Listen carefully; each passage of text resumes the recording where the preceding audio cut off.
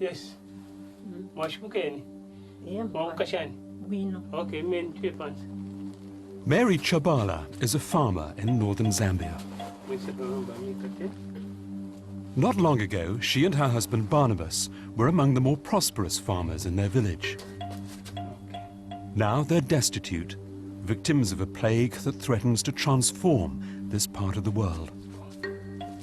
Like nearly 30 million others living in sub-Saharan Africa, Barnabas and Mary are infected with the HIV virus that causes AIDS. They're too sick to continue farming, so the task of growing food now falls to their 11-year-old son Wisdom and his young cousins, orphaned by the AIDS pandemic. More than ever before, it's children who are left to bear the responsibility of agriculture. And as a result, when a parent dies from AIDS, yields fall by up to 50%.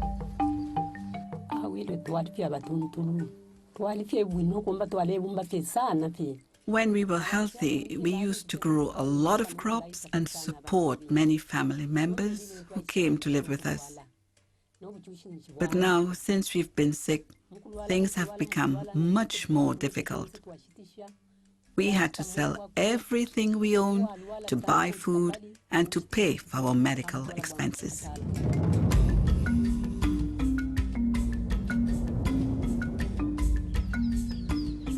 Across southern Africa, rain doesn't always fall where or when it should.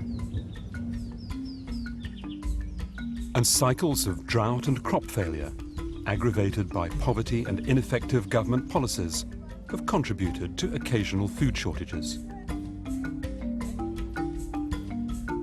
But now, with the number of HIV infections rising daily, there is a new and different food crisis on the horizon.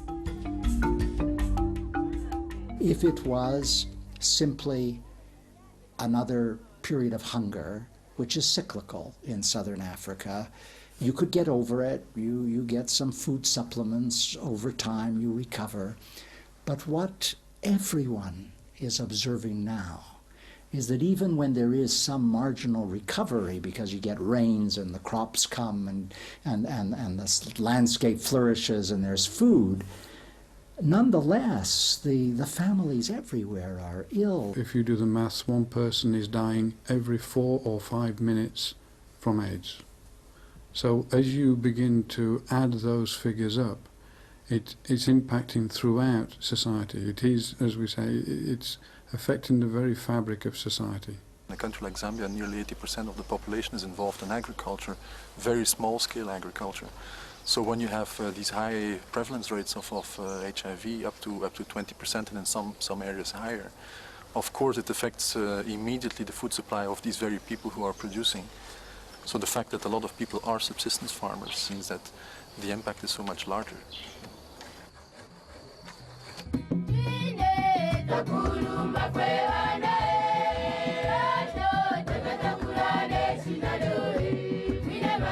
The highest rate of HIV infection is among young adults between the ages of 15 and 49.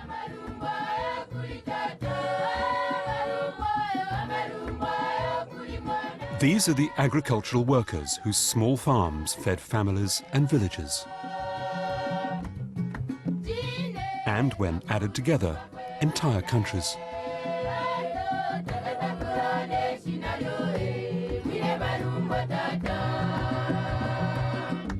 Since 1985, more than 7 million farmers have died from AIDS in the worst-hit regions, striking at the heart of agriculture. Barnabas once grew enough food to support a household of 10 people. Now he relies on the generosity of neighbours to feed his family.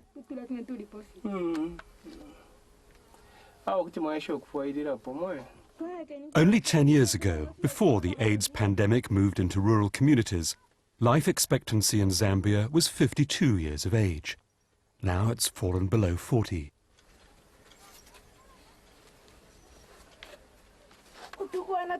Okay. A bowl of cornmeal is all his neighbours have to offer. Not much to sustain a body weakened by AIDS.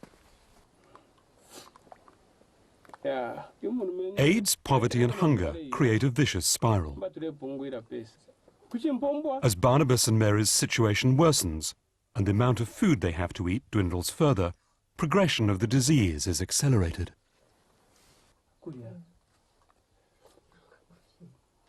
When people are malnourished, they don't have the strength to withstand infection. So through that, the disease develops much easier. Opportunistic infections come much faster. People can't actually recover so easily. So through that, the whole onset of full-blown AIDS is accelerated. In Zambia, as with most African countries, there are few resources to treat AIDS patients.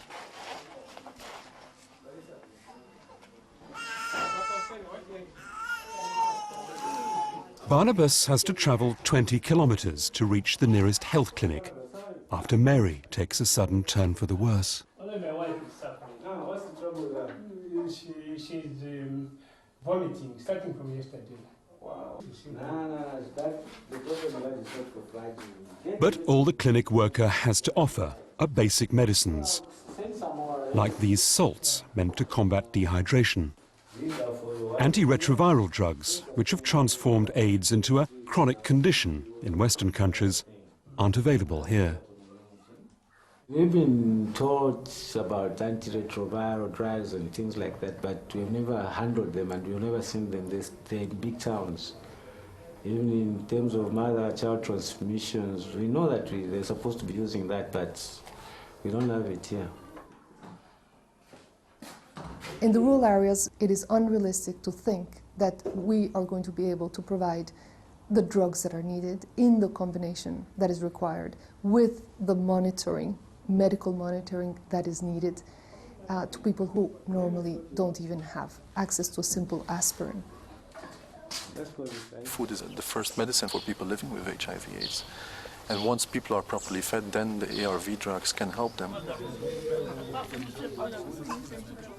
When people have good nutrition, they can live longer, they can live better, and they can, through that, also sustain their family much longer.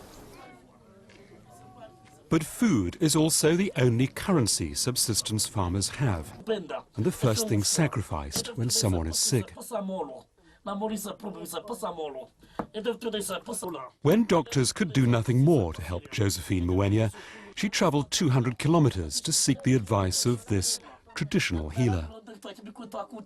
While herbal remedies can help with HIV-related infections, some less scrupulous healers exploit superstitions and despair.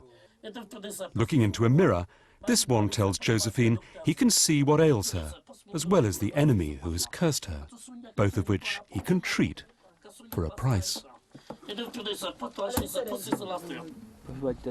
Depending on what she's suffering from, we could have to pay more than 100,000 kwacha. If he discovers that she's been bewitched, we'll probably have to pay more than 200,000 kwacha. Does it mean you'll have to sell all of your harvest to pay for the treatment? It will take more than that. HIV/AIDS awareness is growing across southern Africa. But as food shortages increase, many migrate in search of jobs, and the virus spreads. I think the numbers are so high because you have so many trading routes, so much migration, labor migration, country to country, people to work in the mines who move from one country to another, so many highway corridors, so many truckers moving from country to country. Southern Africa is just a vortex of shifting people. And on top of that, you have the cultural reality of gender inequality. Women have no capacity to say no to sexual overtures. They can't tell a man to wear a condom. They are subject to predatory male sexual behavior, intergenerational sex, older men, younger women. So these cultural attitudes are deeply, deeply entrenched, and it takes time to change behavior.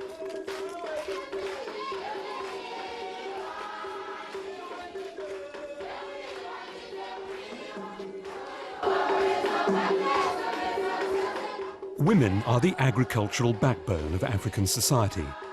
They're also the population group with the highest incidence of HIV infections. Pauline Chazakwa has recently been widowed.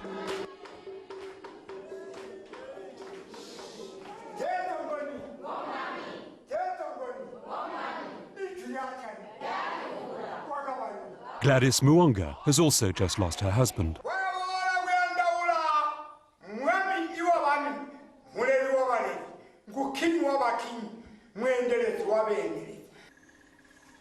Pauline and Gladys are 2 of 5 women who are married to the same man.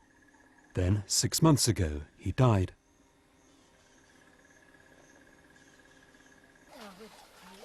Of his 5 widows, 1 has died and 2 others have moved away, leaving Pauline and Gladys responsible for 15 children. All they have to eat are the foods they can grow. Staying on the land is essential to their survival. But in this part of southern Zambia, women can't inherit property. So the only way a widow can stay on the land is if she is inherited by a male member of her dead husband's family. Traditionally, what used to happen was, like, for example, my uncle passed away. And then if I have to take over the family together with the wives, then I have to marry, in fact. It was such that it was a marriage. We could even continue with the production of children, if you like. Yes. Now AIDS is changing the way people think about this custom. Green Mukombwe has decided not to inherit his uncle's widows, nor to take part in sexual cleansing, a practice involving sexual intercourse that is believed to break the bond between a widow and her dead spouse's spirit. As the situation is like in Zambia, we have this pandemic disease, and everybody now has known the consequences of that disease, such that we are not free. The only far we can go is to assist. But on marrying or taking over the marriage completely, that one is a bit skeptical. We can't go ahead with that one. While changes like this can help stem transmission of the HIV virus, they can also leave women more vulnerable. In some communities, when a man dies, it's customary for relatives to take what they want, even if that means leaving women and children destitute. We used to plow from that tree up to the village. When my husband died, all the land was taken away. Some of his relatives came along and said they wanted to plow here, that this was their land and we had to stop using it.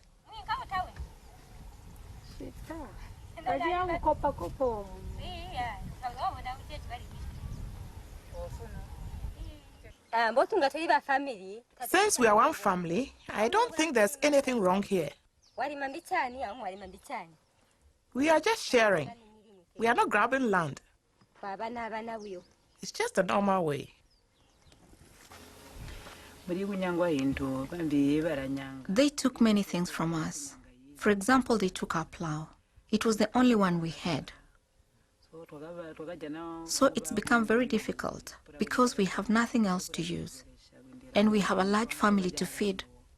Most of the attention in the HIV/AIDS crisis has been on the medical aspects of HIV/AIDS. HIV/AIDS is a disease, and it has always been dealt with as a disease as such. So people are looking at ways of prevention, they're looking at treatment, but very little attention has been paid to all the food security aspects, how people cope with the impact of the disease on their lives. For a lot of women, coping can mean putting yourself at greater risk of being infected by the HIV virus. If I find 10 or more men who would like to sleep with me, that is a good day. If I'm unlucky, there will be only one. Since her parents' death, 19-year-old Macy has worked as a prostitute to support 2 younger brothers. If I'm offered enough money, I won't use condoms, because what I need most is the money.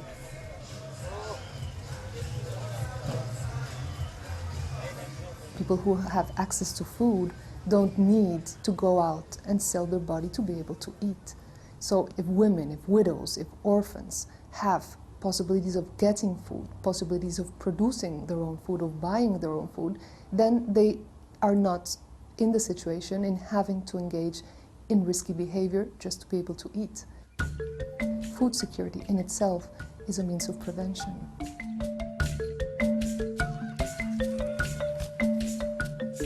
One way to increase food security is to help people improve their crop yields, in spite of cycles of drought or labour shortages.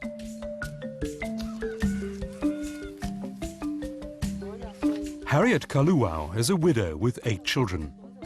4 years ago, she began using a simple technique known as conservation farming.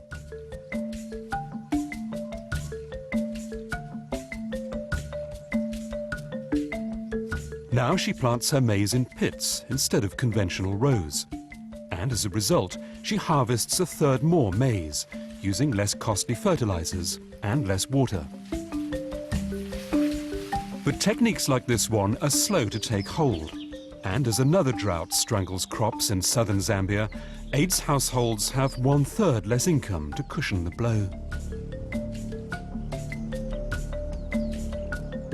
The moment you have a drought, it means there's crop failure. So households will be seen selling livestock, goats, chickens, to go and buy the food they needed. But now, because of the increased pressure as a result of HIV/AIDS, most money is needed for health expenses and at times funeral expenses.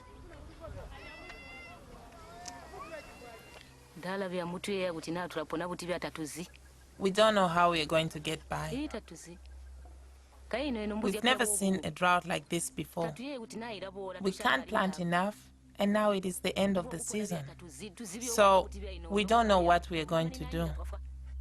People, because of HIV/AIDS, their capacity to actually cope with the drought has been undermined. And in that sense, I think it's a drought which, or a crisis which will come back.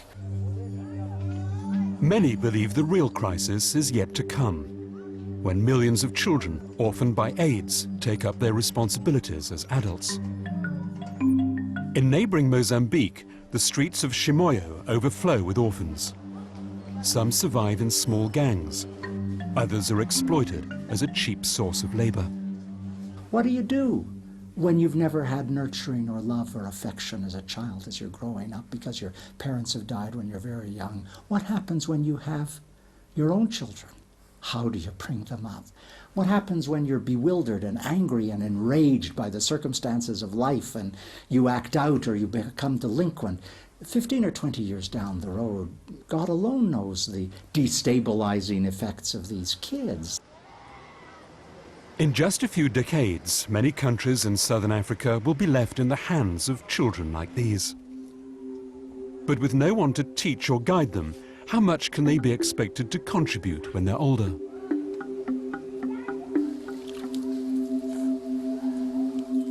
Since his parents' death, 14-year-old Solé has been responsible for his sister and 2 brothers. One of them, Elias, is just 6 years old. Providing care is something Solé is accustomed to. He also nursed his parents before they died.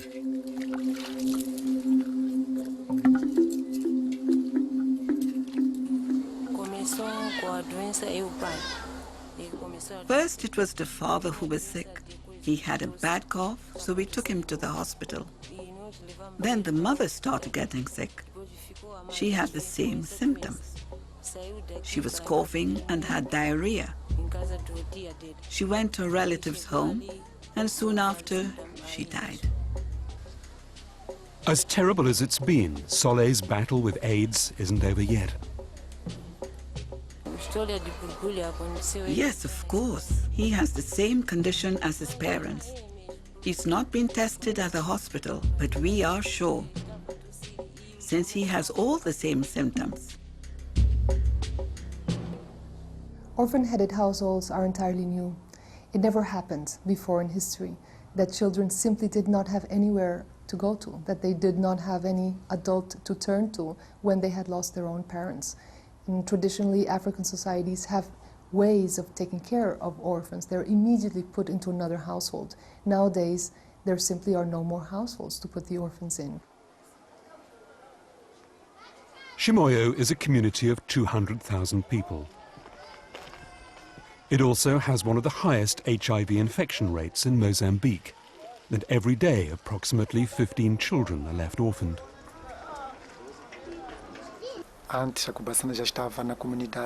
We were already working in the community with AIDS patients when it became clear that there was an even greater problem with the orphans they were leaving behind.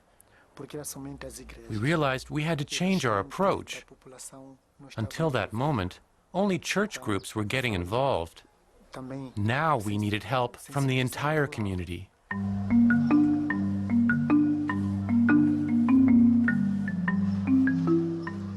Just as a crisis of this magnitude can pull communities apart, it can also bring them together. As the number of HIV infections escalated in Chimoio, Kubat Sirana, an association of church groups, began mobilizing community support and recruiting volunteers.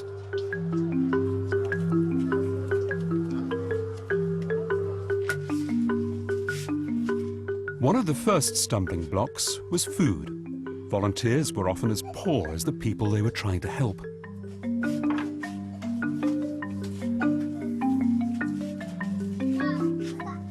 So Kubat Sirana began planting gardens, some growing food for widows, some for orphans, others food for the volunteers themselves.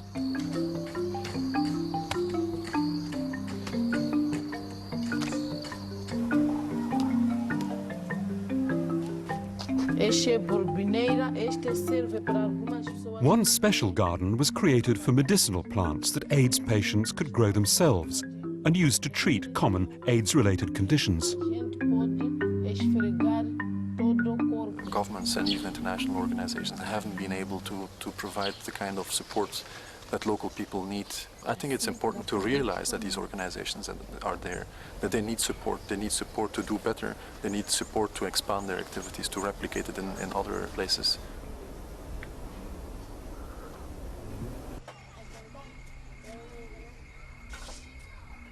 Soleil receives some food assistance from volunteers. Even so, he and his siblings are among the most vulnerable groups in society, with few opportunities to become self-supporting in the future. Like so many orphans, Soleil's parents died before they could pass on generations of knowledge about farming, crop varieties and tools. Multiplied by millions of AIDS orphans across southern Africa, it's not hard to understand why the current food crisis won't go away when the rains finally come. The orphans that are being left behind don't have enough agricultural knowledge to be able to continue agricultural work and to be able to produce food. We're looking at how knowledge that is kept usually at the community level but is lost because parents are dying before they can transmit that knowledge to the children can be kept and can be kept for future generations.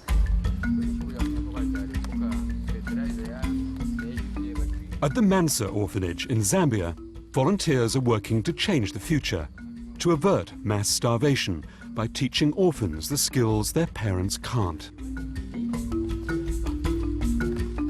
How to grow food, the importance of working together, a sense of hope. Even so, with forecasts predicting 20 million AIDS orphans in Africa by the end of this decade, the challenges are daunting. The United Nations family has to be vastly more mobilized than it is now. Because if ever there was a time of truth for the United Nations, if ever there was a test for its entire rationale, it's in the fact that a disease which can't be cured is wreaking havoc everywhere in all the countries which are member nations of the United Nations, and those of us who serve those member countries have to give voice and expression to this monstrosity, which would galvanize the world.